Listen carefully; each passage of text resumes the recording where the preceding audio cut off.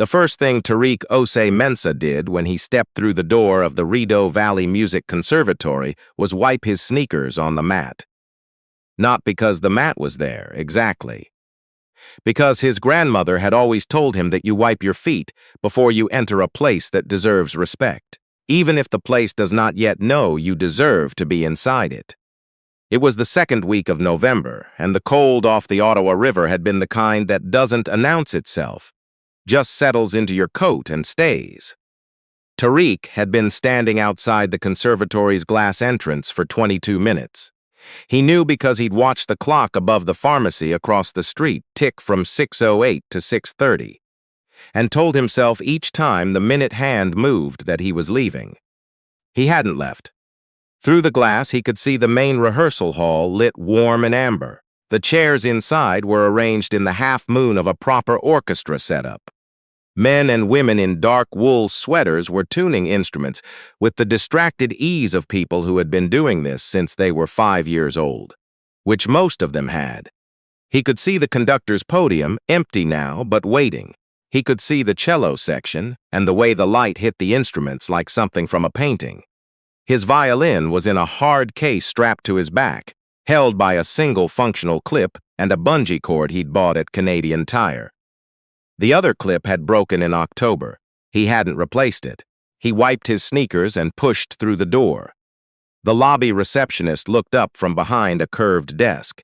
She was a woman in her late 50s, with reading glasses pushed up on her forehead, and the expression of someone who had learned to pre-sort people in under 3 seconds. She pre-sorted Tariq. Her eyes moved from the bungee cord on his case to the scuff on his left shoe to the thin jacket he was wearing, which was technically a fall jacket, and it was not technically fall anymore. She did not say anything unkind. She said, very politely, "The community concert is Thursday evenings at the church on Laurier. This Thursday we're doing Vivaldi." Tariq said, "I'm here for the open audition, the assistant principal chair." She blinked. "The listing on the conservatory website," he said. "It closes tonight at 7. That position," she said carefully, "is typically—" She stopped. Started again. "Do you have an appointment?" The listing said walk-ins were accepted until 7. She looked at him for a moment longer than was comfortable. Then she picked up the phone on her desk, dialed 2 digits, and said quietly into the receiver, "Dale, I have a walk-in for the principal assistant audition." "Yes." "No, yes, he says the website." She listened. "All right." She set the phone down. "Room C down the hall, first left." He thanked her. She did not say "You're welcome." The hallway smelled of rosin and old wood and the particular kind of quiet that comes from buildings where music has lived for a long time. Framed photographs lined the walls. Conductors, orchestras, soloists, annual ensemble portraits going back to 1961. In not one of them, as far as Tariq could see walking past, was a face that looked like his. Room C had a small anteroom with 2 chairs and a coat hook. Through a second door, he could hear voices. He unstrapped his case, set it on the chair beside him, and opened it. The violin inside was old. Not antique valuable old, just worn old, the way things get when they've been used every day by someone who couldn't afford to replace them. The varnish was faded along the shoulder from years of being held in the same position. The bridge had been repositioned twice.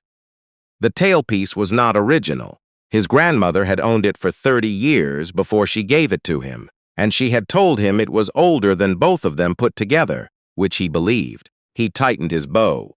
He rosined it. He set the violin under his chin and played 4 open strings just to feel the room's acoustic. And what he heard told him the walls here were thick and unforgiving. Every note would land clean or not at all. The inner door opened. A man leaned through, mid-50s, gray at the temples, a lanyard with a photo ID and the name Dale Coburn, assistant director, stamped in blue. Dale Coburn looked at Tariq. He looked at the violin. He said, "You're the walk-in." "Yes, sir. We've completed 6 auditions today. This is the 7th. I'll be direct with you. We're looking for a player with conservatory training. The chair requires reading ability, ensemble experience, and familiarity with the standard orchestral repertoire." Tariq said, "What piece?" Coburn paused. "The Bartók Violin Concerto No. 2, opening of the 2nd movement." "I know it. You." Coburn adjusted slightly. "Come in, then." The room held 4 people: Coburn, a woman with a cello across her knees whose ID read Sylvie Fontaine, a man with a score open on a music stand named Peter Aldous, and a woman at the far end of the table whose name tag Tariq couldn't read from the door. They had the measured stillness of people who have been sitting in the same room all afternoon and are beginning to feel it. Tariq walked to the center of the room. There was a music stand set up but no score on it. He didn't ask for one. He set his feet, brought the violin up, and waited. Coburn said, "Whenever you're ready." What happened next, Tariq would never be quite able to explain to anyone who wasn't in the room. He had played the Bartok opening so many times in the narrow bedroom of his grandmother's apartment on St. Laurent Boulevard that the notes had stopped being notes a long time ago. They were breath now. They were reflex. His grandmother had made him play that movement every Sunday for a year and a half because, she said, it asks things of you it doesn't warn you about, and a player who can meet those asks without flinching has something that cannot be taught. He met them without flinching. 12 bars in, the woman with the cello had stopped looking at her phone. 18 bars in, Peter Aldous had set down his pen. When Tariq brought the bow off the strings at the end of the excerpt, the room was so quiet he could hear the fluorescent light in the ceiling. Then Fontaine said very quietly and to no one in particular, "Oh." Coburn was looking at the table. He was doing something with his expression that Tariq couldn't quite categorize. "Where did you study?" Aldous asked. Tariq said, "My grandmother." A pause. "Your grandmother and—" "Just my grandmother." Aldous looked at Coburn. Coburn looked at the woman at the end of the table whose name tag Tariq could now read. Vivian Marsh, director. Vivian Marsh had not moved during the entire audition. She was a small woman, 70 or so, with white hair pinned back and the quality of stillness that belongs to people who have been listening to music for 50 years and have learned that most sounds are not worth the energy of a reaction. She had reacted to this one, not visibly, but the set of her shoulders had changed, and Tariq, who had grown up reading rooms the way other kids read books, had seen it. She said, "Mr. Osei-Mensah, thank you, we'll be in touch." It was Coburn who caught up to him in the hallway. "A moment." Tariq stopped and turned. Coburn put his hands in his pockets. He was choosing his words in a way that suggested he'd already chosen them and rejected them twice. "The committee will deliberate. Standard process. But I want to be honest with you because I think you've earned that." He paused. "You play at a level I wouldn't have predicted from a walk-in. I'll say that plainly. But the position carries a public profile. Performances, the Winterlude showcase, media coverage. The conservatory's donor relationships are—" He stopped again. "There are people whose support depends on a certain perception of what this institution represents." Tariq was quiet for a moment, the perception being. Coburn said nothing, but he didn't look away, and not looking away was, Tariq understood, its own kind of answer. Tariq said, "Thank you for your time." He walked back through the hallway with the photographs and the lobby, where the receptionist didn't look up and out through the glass doors into the November cold. He stood on the sidewalk. The bungee cord on his case shifted and he caught it without looking. He started walking home. His grandmother, Adeline Osei-Mensah, had come to Ottawa from Accra in 1971 with 2 suitcases, a violin in a case that had someone else's initials on the clasp, and a letter of acceptance to the National Arts Center Orchestra training program. The letter had been real. She had earned it the old-fashioned way, across years of practice in rooms with bad acoustics and instruments borrowed from cousins and competitions, where the adjudicators sometimes didn't write anything in the notes column next to her name, which she had learned to understand as a specific kind of commentary. She arrived in January. The training program director met with her on the 2nd day. He was sorry, he said. There had been an administrative error. Her file had been, and here he used a word she would repeat for the rest of her life, mishandled. The position had already been filled. He hoped she understood. She understood. She did not go home. She stayed, and she cleaned offices at night, and she taught violin to children in the Vanier neighborhood for $7 an hour, and she built a life out of the materials she had, which were considerable, even if the institutions had not agreed. She never played in a formal orchestra. She played at church and at community events, and in her kitchen on Sunday mornings while Tariq ate cereal at the table. And she played as though she was performing for an audience that couldn't see her, but could hear every honest thing she put into it. She died in March, 3 months before Tariq turned 22, in the same apartment on St. Laurent where she had lived for 40 years.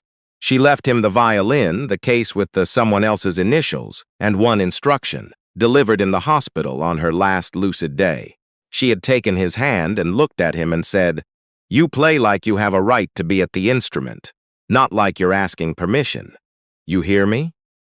He had said yes.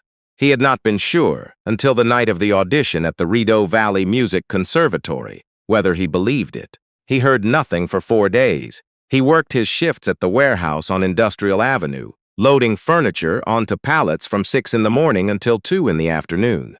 He came home, showered, ate, and practiced. He did not practice the Bartók. He practiced scales, and then etudes, and then a piece his grandmother had loved, the Grieg Violin Sonata in G minor, which she had called the most honest piece of music written by someone who never had to worry about money, and which she had played so many times in the apartment that Tariq sometimes heard it in the hiss of the radiator. On the 5th day, his phone rang with a number he didn't recognize. Area code 619. He let it ring twice. Then he answered. The voice on the other end was Vivian Marsh. She did not open with pleasantries. She said, "Mr. Osei-Mensah, I'm calling about your audition. The committee voted to offer the position to another candidate. I want to be direct with you about why I'm calling anyway. That vote was 3-2. I was one of the 2. Tariq said nothing. Sylvie was the other, she said. In case you're counting. I'm not counting, he said, which was not entirely true. I expect you already understand what the 3 were concerned about. Dale delivered a version of it to you in the hallway, which I will be speaking to him about separately. A pause. What I'm calling to tell you, and I'm doing this because I spent 40 years in music and I know what I heard on Tuesday, and I will not pretend I didn't, is that there is an ensemble rehearsal here on Sunday mornings at 10. Amateur players, mixed levels, no audition. The director is a former student of mine named Lena Whitford. I have spoken to her. If you want to play, there is a chair for you. Tariq was quiet for a long moment. Why, he said. Because, said Vivian Marsh, someone should have picked up the phone and made this call to your grandmother 52 years ago, and they did not. And I have been thinking about that for the last 5 days. He took the chair.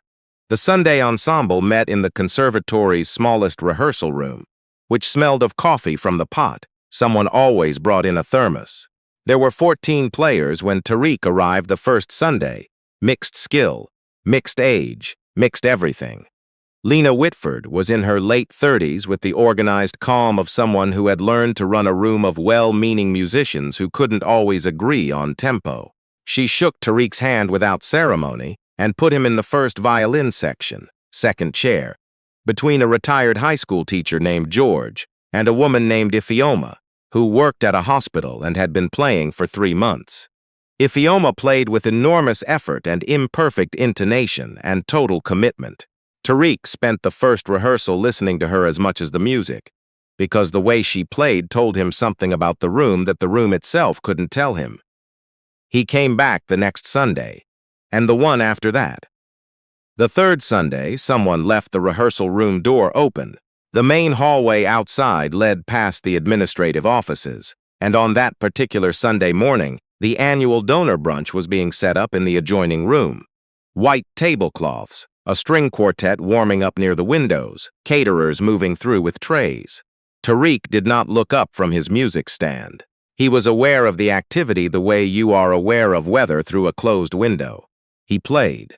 He did not know until later that one of the donors at the brunch was a man named Howard Beaumont. Real estate, third-generation wealth, surname on the conservatory's main hall, who had wandered into the wrong corridor looking for the restrooms, and heard, through the open door of the small rehearsal room, a violin. He stood in the doorway for a while. He was not a musician. He described himself as having no ear for music, which meant he could not tell you what key something was in, but could tell you, immediately, whether something was true. He had been doing it with people his entire career, and it had made him very wealthy, and it worked equally well with music. And what he heard coming out of that rehearsal room was as true as anything he had heard in 20 years of funding this institution. He asked one of the caterers who the violin player was. The caterer didn't know. He found Sylvie Fontaine near the cheese board and asked her. She said his name. Tariq found out about Howard Beaumont the way he found out about most things at the conservatory, from Lena, who told him without drama over coffee after the following Sunday rehearsal. "He's asked to hear you play properly," she said. "Full performance, not a rehearsal. Vivian has arranged a time." "Arranged," Tariq said. "He's offered to fund a residency position. 6 months, stipended, no teaching obligations. You play in 2 of the spring showcases and 1 external concert." Tariq was quiet. Lena looked at him carefully. She was not someone who missed things. "What are you thinking?" she asked. "I'm thinking about why." "Because he heard you play, because he stood in a doorway and happened to hear me play." "Yes, and if he hadn't stood in the wrong doorway." Lena was quiet for a moment. Then she said, "I know. But Tariq, sometimes the door is where it is." He thought about that for a long time afterward. He played for Howard Beaumont on a Tuesday afternoon in the conservatory's main hall. Beaumont was 60-something, broad, with the manner of someone who had spent enough decades in rooms full of people asking him for things that he had learned to be very still as a form of self-protection. He sat in the 3rd row with his hands in his lap. 2 conservatory board members sat beside him. Vivian Marsh sat in the back row alone. Coburn was not there. Tariq played the Bartok again, and then the Grieg. And then, because something in the hall and the hour and the particular quality of light through the high windows asked for it, he played the thing his grandmother had called the most difficult piece she ever learned. The chaconne from Bach's Partita No. 2, written for 1 instrument and containing, she said, more grief than any human being should be able to fit into 20 minutes. He played it for her. He played it the way she had taught him, which was without asking permission. When he finished, the hall was quiet for a long time. Beaumont looked at his hands. Then he looked up at Tariq. He said, "Where did you study?" Tariq said, "My grandmother." Beaumont said, "What was her name?" Beaumont nodded slowly, the way people do when they're repeating a name to themselves to keep it. "I'd like to hear more about her," he said, "if you're willing."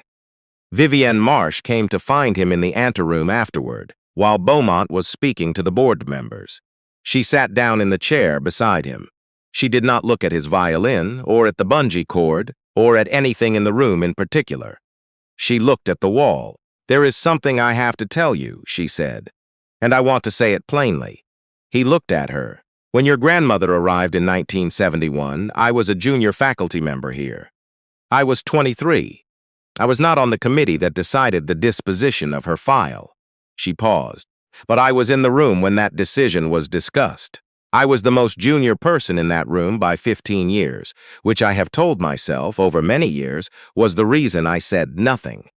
She looked at her hands. "It was not the reason I said nothing. I was afraid of the men in that room, and I chose to be afraid rather than to speak. And your grandmother went home without the position she had earned, and I went home with my job." The anteroom was very quiet. "I found out 2 years ago, going through the conservatory's old records, that her name was Adeline Osei-Mensah. I had remembered it for 50 years, but I had never known if the spelling was right." She stood up. "I'm not telling you this so you'll forgive anything. I'm telling you because I've spent 50 years in this building and I know what a debt looks like. And I know when I'm looking at the person it's owed to." Tariq said, "She never talked about it as a debt. What did she talk about it as?" He thought for a moment. "A door," he said. "She talked about it as a door that was in the wrong place. But she always said," he stopped. "What did she say?" "She said you keep walking until you find the door that's in the right place, and then you walk through it like it was always yours." Vivienne Marsh looked at him for a long moment. "She was a better person than I was," she said quietly. "I know that without having met her." "Yes," Tariq says, "she was." The residency paperwork took 2 weeks. Tariq signed it at the conservatory's front desk. which meant he passed the lobby receptionist who had pre-sorted him on the first night. She watched him cross to the director's office. She looked at him differently now. He noticed. He was not sure what to do with it, so he did nothing, which was what his grandmother would have done. He moved out of the apartment on St. Laurent at the end of November. He found a room in a shared house on Donald Street, close enough to the conservatory to walk. The first morning in the new room, he unpacked the violin case and set it on the desk. And for the first time since his grandmother's death, he opened it in a room that felt, even slightly, like it might be his. He set the violin under his chin. He played 4 open strings. The room's acoustic was good. The walls were plaster and thick and honest. Every note landed clean. The first spring showcase was held in March. The conservatory's main hall was full. Donors, board members, subscribers, students, community members who had paid for the less expensive seats near the back. Tariq was the third performance on the program, listed simply as Tariq Osei-Mensah violin, residency artist. In the 4th row, Lena Whitford was sitting next to Fioma from the Sunday Ensemble, who had bought a ticket weeks in advance and told Tariq afterward that she had cried during the Bach and wanted him to know she was not usually a crier. In the 6th row, Howard Beaumont sat with his wife, who was a cellist herself, and who told Tariq in the reception afterward that she had heard the Bach chaconne live perhaps 40 times, and that this had been the only time she had felt the composer was actually in the room. Vivian Marsh sat in the back row, the way she had sat when he played for Beaumont. After the concert, in the reception, she found him near the window with a glass of water he hadn't drunk, and said only, "Your grandmother would have been sitting in the front row. She would have been insufferable about it in the best possible way." Tariq laughed. He had not expected to laugh. "Yes," he said, "she would have." What Tariq didn't know in March was that a second-year student at the conservatory had filmed the chaconne on her phone from the balcony and uploaded it without asking anyone. By the following Monday, the video had been shared 300 times. By Wednesday, Vivian Marsh's office phone was ringing and not stopping. He found out the way he found out most things, from Lena, over coffee, matter-of-factly.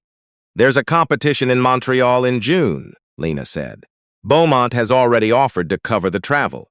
Vivian wants to know if you'll go." Tariq looked into his coffee. "The conservatory will want to announce it," he said. "Put my name in a press release." Photograph. "Story about the residency." "They will, yes." He was quiet for a moment. He was thinking about a conversation he had heard, or almost heard, or correctly imagined. The kind of institutional calculation that turned a person into a story when a story was convenient. He was thinking about his grandmother, who had been turned away from a door and never made it into any of their press releases, and who had built a life anyway, piece by piece, with her own hands and her own instrument. "I'll go to Montreal," he said. "On one condition." Lena waited. "The announcement has to mention her, Adeline Osei-Mensah. Her full name, her history with this institution, what happened in 1971. Not a footnote, not a background detail. The actual story." Lena was quiet for a moment. Then she said, "I'll bring it to Vivian." It took 6 days and 2 conversations Tariq was not in the room for, but it was agreed. The press release went out on a Friday. By the following Tuesday, it had been picked up by 3 local outlets and 1 national one. The national one ran a photograph of Tariq and, beside it, a photograph that Tariq had found in his grandmother's things. Adeline at 21, violin in hand, before she ever got on the plane. The headline read, "The musician they turned away, and the grandson she taught everything she knew." The competition in Montreal was held on a Saturday in June. The hall was smaller than the conservatory's main hall, but the acoustic was better, warm and close and precise. Tariq walked in carrying the violin case with both clips finally repaired, which Lena had quietly arranged as part of the residency budget. He had noticed but not said anything about it, and she had not brought it up, and that was the correct way for it to go. He played the Bartók. He played a movement from the Sibelius Concerto. In the final round, given a free choice of repertoire, he played the Grieg.